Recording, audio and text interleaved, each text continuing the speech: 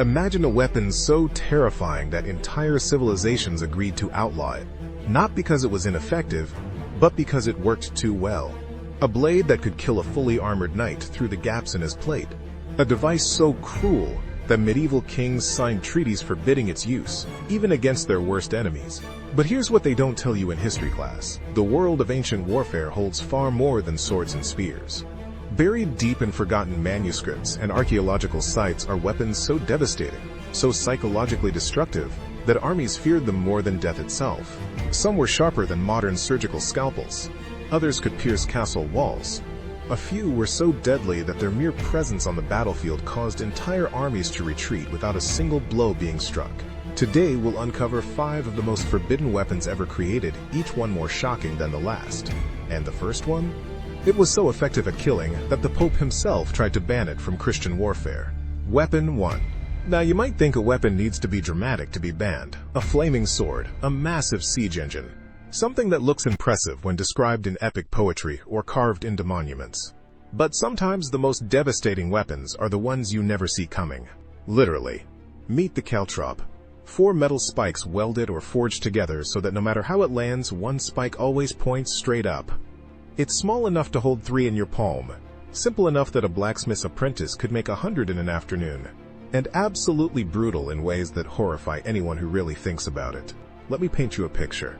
It's 216 BC, and you are a Roman soldier at the Battle of Cannae. Hannibal has just executed the most devastating tactical victory in military history. Your legions, once disciplined formations of the world's finest infantry, are surrounded and being butchered. The order comes to retreat. Everyone runs. Except the ground behind you is covered in caltrops. You don't see them because they're small. Because the grass hides them. Because in the chaos of battle, you're looking at the enemy cavalry charging toward you, not at the ground beneath your feet. Your sandal comes down on one. The spike punches through the leather sole, through your foot and out the top. The pain is instantaneous and overwhelming. You collapse. You try to pull it out, but the spike is barbed, and removing it does more damage than leaving it in. Around you, dozens of men are dropping, screaming. Their retreat turned into a crawling, agonizing disaster. But here's where it gets darker, where the true cruelty reveals itself. That puncture wound through your foot? It's contaminated with dirt, rust, sweat, and the filth of a battlefield where thousands of men have been fighting and dying. This is 216 BC. There are no antibiotics.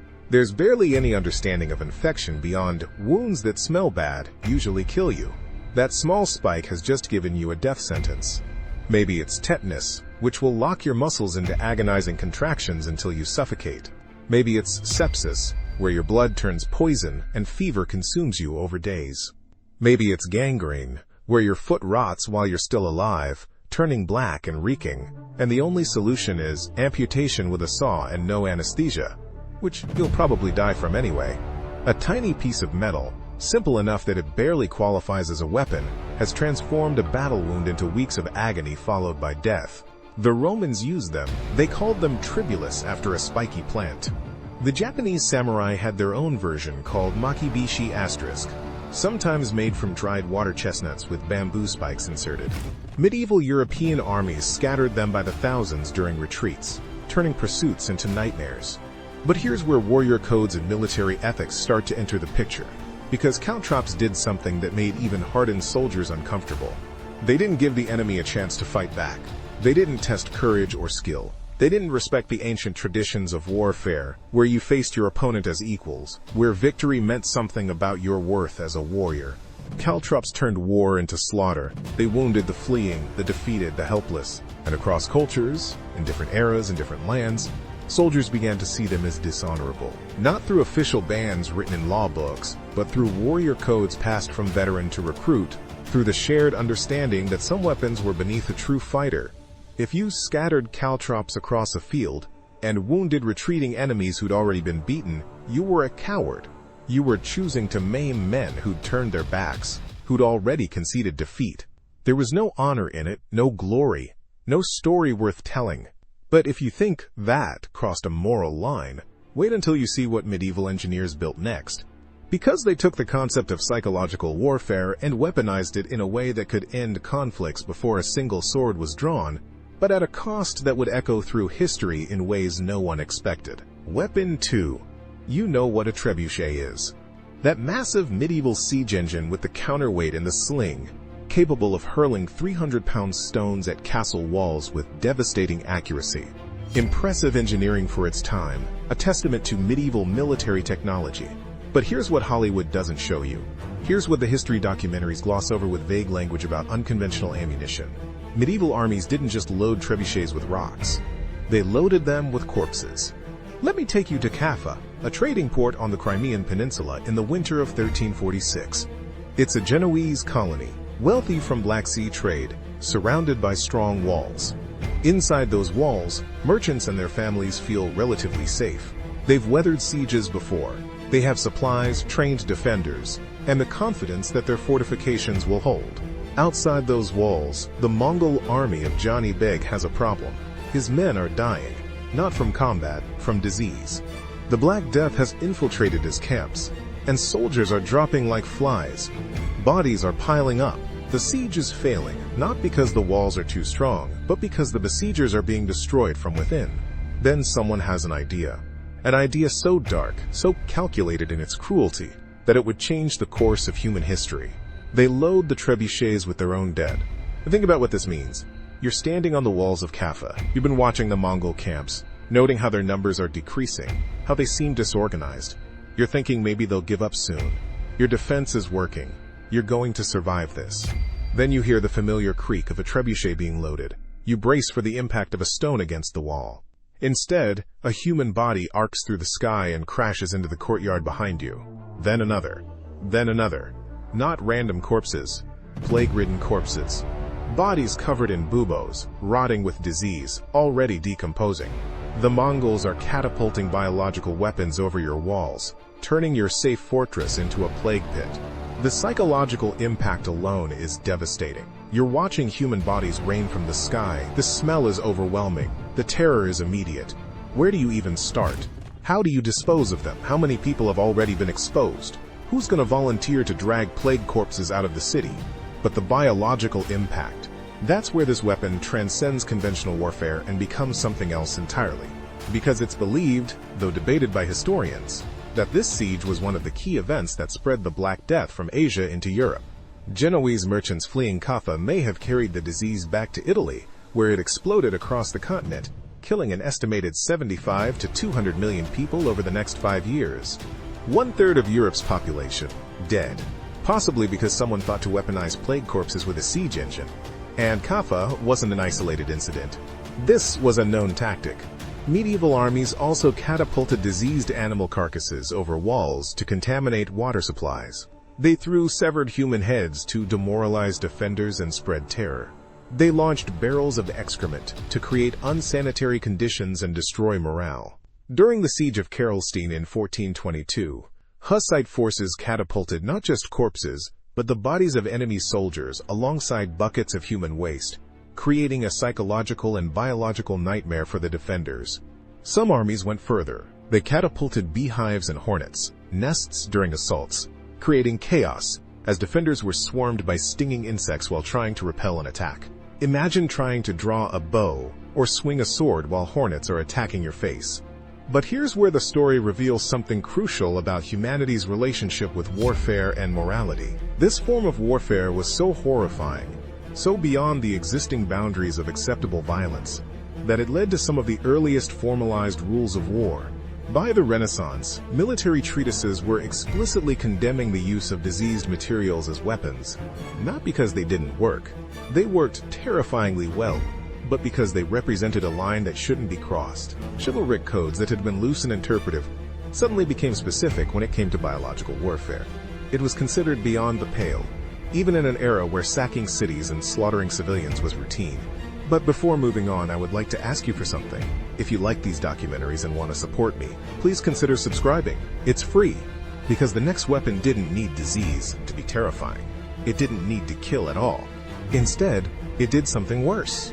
It took the concept of honorable combat and stripped it away completely, turning warriors into trapped animals in battles into humiliating captures. Weapon 3. Imagine you're a knight in the late 15th century. You've spent your entire life training for this moment. Your armor is a masterpiece. Interlocking plates of hardened steel, perfectly fitted to your body. You're mounted on a warhorse that cost more than most men will earn in their lifetimes. Your sword is sharp, your lance is ready, and you've trained for single combat since childhood. Then something wraps around your throat and yanks you backward off your horse like a farmer catching a chicken. You crash to the ground, and suddenly you can't move. There's metal around your neck, spikes digging into your shoulders. You try to pull free, but the more you struggle, the deeper the spikes penetrate. You're a knight in full armor, a warrior elite, and you're being dragged across the battlefield on your back like a dog on a leash while common soldiers laugh at you. Welcome to the man-catcher, a weapon that didn't kill, it humiliated. Picture a pole about 10 feet long with a spring-loaded metal cage at the end. The cage is lined with spikes pointing inward. The device works like a horrifying combination of a bear trap and a collar. Once it closes around your neck or torso, you're trapped. The spikes prevent you from pulling forward or backward. Your armor? That expensive protection you thought made you invincible becomes a cage itself, because you can't bend properly to escape. Medieval and Renaissance armies loved these things for very specific situations. Sieges where you wanted to capture enemy officers. Riots where you needed to arrest ringleaders without killing them. Battles where a high-value target, a noble, a commander, someone worth a substantial ransom, needed to be taken alive. The weapon was especially effective against mounted knights. You'd have soldiers with man-catchers waiting behind the front lines. When a knight charged through, thinking his armor and horse gave him superiority, they'd simply reach up and grab him around the neck or waist with the device. The knight would be pulled from his saddle. The cage would lock around him, and suddenly this elite warrior was completely helpless. But here's what made the man-catcher particularly cruel, what elevated it from effective capture weapon to banned by warrior codes. The spikes were positioned to wound, never to kill. They'd dig into your neck, your collarbone, your shoulders, painful enough to incapacitate you completely, but rarely hitting anything vital. You'd be trapped, bleeding, humiliated, and entirely at the mercy of whoever held the pole. And they could drag you anywhere. Across the battlefield to show your allies what had happened to you. Into the enemy camp, where you'd watch your own forces fighting without you. Into a cell where you'd wait while your family raised ransom money, assuming they wanted you back at all. Many military codes began banning or restricting man-catchers because they violated something fundamental about combat honor. A true warrior was supposed to face his enemy. The fight was supposed to test courage, skill, strength. There was supposed to be dignity, even in defeat. You fell in battle with a sword in your hand, not caught like an animal in a trap. But there's a darker reason man-catchers fell out of favor, one that reveals how warfare works at the highest levels. They were too effective at taking high-value prisoners. And high-value prisoners meant ransoms, which meant financial negotiations. They meant political complications. Do you keep this captured duke in your dungeon, or return him and risk him leading armies against you later? They meant hostages and leverage in complex diplomatic situations. It was almost easier, cleaner, less complicated to just kill enemy commanders on the battlefield than deal with the nightmare of having captured them alive with one of these devices. Death was simple, capture was messy. So the man-catcher faded from use, remembered now mostly in museums and historical texts, a relic of an era when warfare was transitioning from medieval honor codes to early modern pragmatism. Yet as brutal as the man-catcher was, it pales in comparison to what armies did when they wanted to send a message so terrifying that entire regions would surrender without a fight. Because sometimes the goal wasn't to capture or kill, it was to make the very thought of resisting so horrifying that people would rather open their gates than face what waited for them on the walls. Weapon 4. It's the middle of the night during a siege. You're part of an attacking force, and you've made it to the base of the castle wall. The defenders above haven't spotted you yet. Your ladder is secure, and you start climbing. You're wearing leather armor, carrying your sword, thinking about the breach, about getting over that wall. Then you hear a shout from above.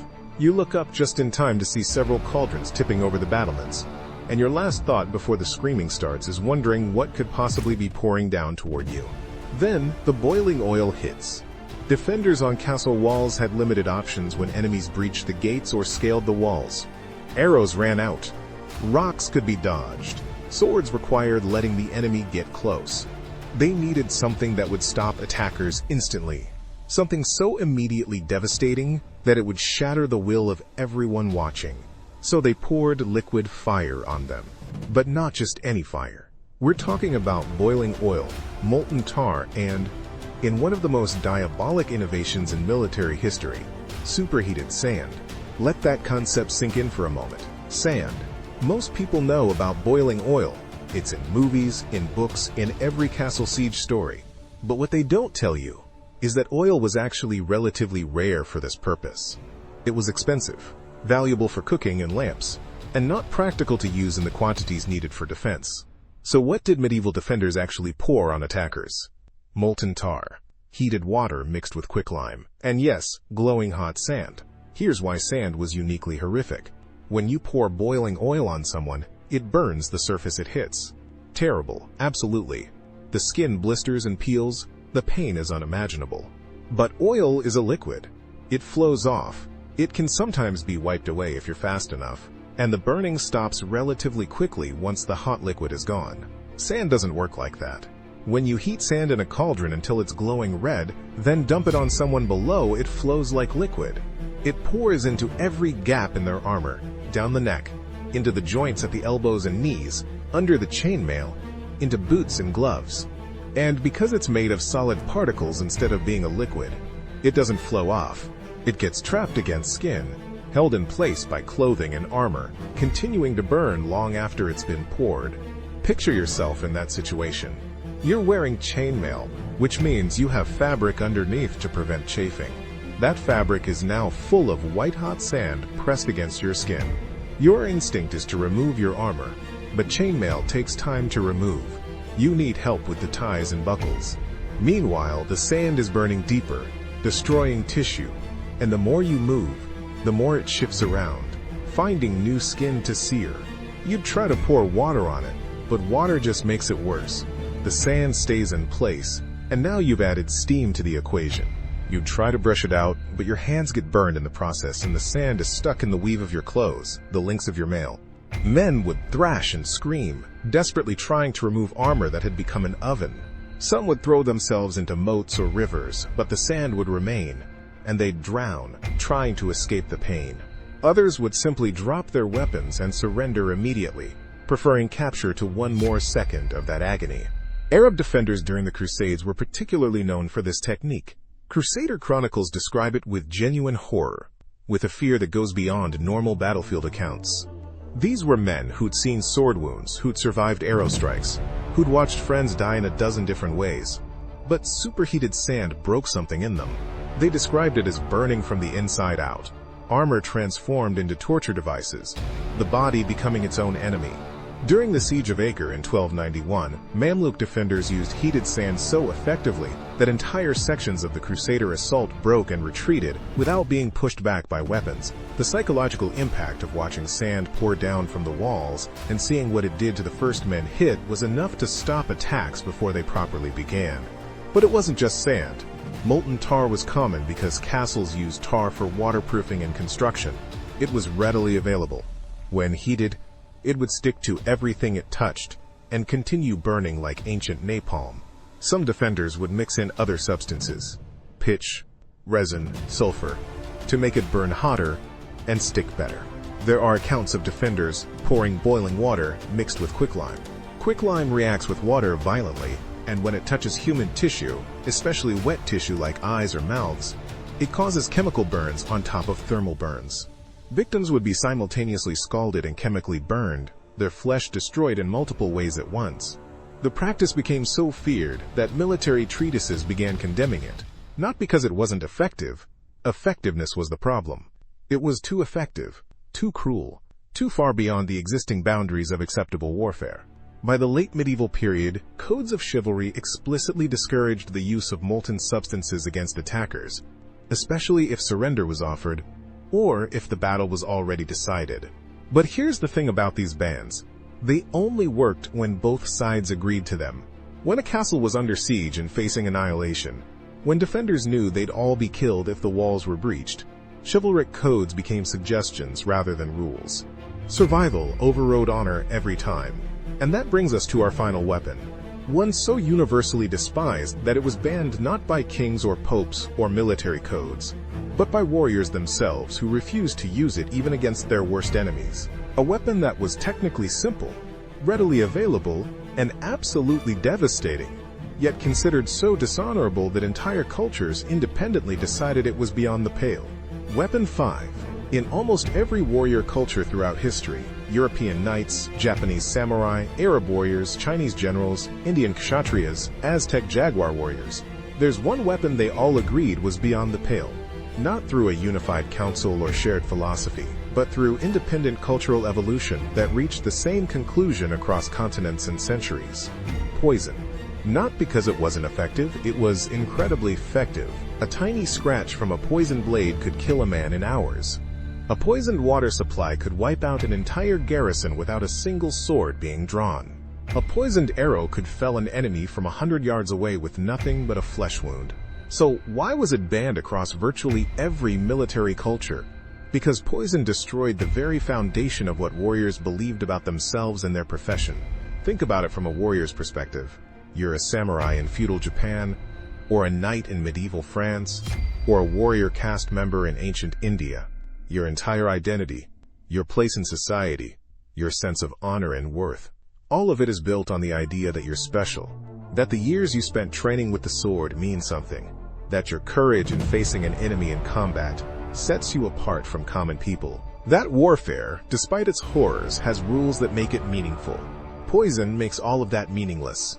Imagine you're the best swordsman in your kingdom. You've trained since childhood.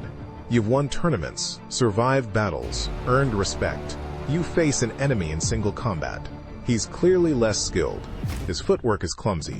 His attacks are predictable. You're winning easily. Then his blade nicks your arm, barely breaks the skin. You don't even notice it at first. Within hours, you're dead, and his lack of skill didn't matter at all. This violated the fundamental warrior code that existed across cultures. Combat should be decided by courage, skill, and strength. It should test something essential about human worth. Poison removed all of that. It made the trained warrior equal to the coward who couldn't win a fair fight. It turned battlefield valor into Russian roulette. Ancient Hindu texts like the Manusmriti explicitly forbid poisoned weapons, calling their use the act of a savage unworthy of the warrior caste. Roman military law prohibited poison in warfare. You could crucify prisoners, burn cities, sell populations into slavery, but you couldn't use poison because that crossed a line. Japanese Bushido code considered poison the weapon of assassins and ninja, those shadow warriors who operated outside the samurai system precisely because they used dishonorable methods. Medieval European chivalry banned it so thoroughly that even discussing poison tactics was considered shameful. Even the Mongols, known for their brutal pragmatism and willingness to use any tactic that brought victory, generally avoided poisoning weapons in open combat. They'd use biological warfare with plague corpses. They'd massacre entire cities. They'd employ psychological terror on a massive scale, but poisoned blades? That was beneath them. But here's the dark truth that makes this ban so interesting. People still used it. Not openly, not proudly, but in secret, when desperation overrode honor. Poison became the great equalizer. The Scythians, those nomadic warriors of the Eurasian steppes, were famous for their poisoned arrows. They'd take decomposed viper venom, mix it with blood and dung, and let it ferment in sealed containers. The resulting poison was so deadly that even a scratch could kill within hours. Herodotus wrote about it with a mixture of fascination and horror, noting that the Scythians themselves seemed to consider it a normal practice despite everyone else's revulsion. Various African tribes developed plant-based poisons from sources like the Strophanthus vine and Acocynthera trees. They'd coat arrow tips with extracts that caused paralysis and cardiac arrest. These weren't secret assassin techniques. They were standard hunting and warfare methods, developed in environments where effective ranged weapons meant survival. Asian cultures created complex poison systems from natural sources. The Japanese had techniques using aconite, a plant so toxic that samurai codes had to explicitly forbid its use because it was too readily available. Chinese military treatises from the Warring States period mention arsenical smoke bombs and toxic powders, though always with the caveat that their use was dishonorable. Indigenous peoples of South America developed poisons like curare, which could paralyze animals or humans within minutes. When European explorers first encountered these weapons, they were simultaneously impressed by the chemical sophistication and horrified by what they considered a barbaric approach to warfare. So why the disconnect? Why did warriors across cultures ban poison while simultaneously having detailed knowledge of its preparation and use? Because the bans existed not because poison was rare or difficult to produce, but because it was too accessible. Anyone could poison a blade. A servant could poison a king's wine. A coward could poison a hero. A child could poison a warrior. The social order, the entire structure of military power, depended on violence being monopolized by trained specialists. Poison threatened to democratize death, to make killing so easy that the warrior class became obsolete. The bans were about maintaining hierarchy, about keeping war within boundaries where courage and training mattered, where the people in power stayed in power because they were better at organized violence than everyone else. By the modern era, poison had become so associated with treachery and dishonor that international laws of war explicitly banned it. The 1899 Hague Convention prohibited poison or poisoned weapons. The 1925 Geneva Protocol expanded this to include chemical warfare. Later conventions added biological weapons to the list. And yet, the temptation remains. During World War I, despite the Geneva Protocol, every major power used poison gas. Not on blades like medieval warriors, but released from canisters and shells, turning entire battlefields into toxic death zones. They called it chemical warfare instead of poison. But the underlying truth remained the same. When desperation is high enough, when the stakes are existential, humans will cross any moral line to survive. Modern warfare still grapples with this. Nerve agents, biological weapons, toxins, they're all banned by international treaty. But nations still research them, still develop them in secret, still maintain stockpiles for defensive purposes. The same psychological and moral factors that made ancient warriors fear poison continue to shape military ethics today, because poison represents something fundamental about human nature and warfare. It's the weapon that shows us that all our codes and honors and rules of combat are just thin veneers we maintain when we can afford to. When survival is on the line, when everything we care about is threatened, those boundaries dissolve. We become capable of anything. These 7 weapons reveal an uncomfortable truth about humanity. The line between acceptable and forbidden in warfare has never been about effectiveness or lethality. It's always been about power, honor, and who gets to decide what rules matter. Every banned weapon tells a story not just about military technology, but about what we fear most: the democratization of death, the removal of skill from killing, the transformation of warfare from a test of worth into simple slaughter. If you found this fascinating, subscribe for more deep dives into history's darkest corners. Thanks for watching.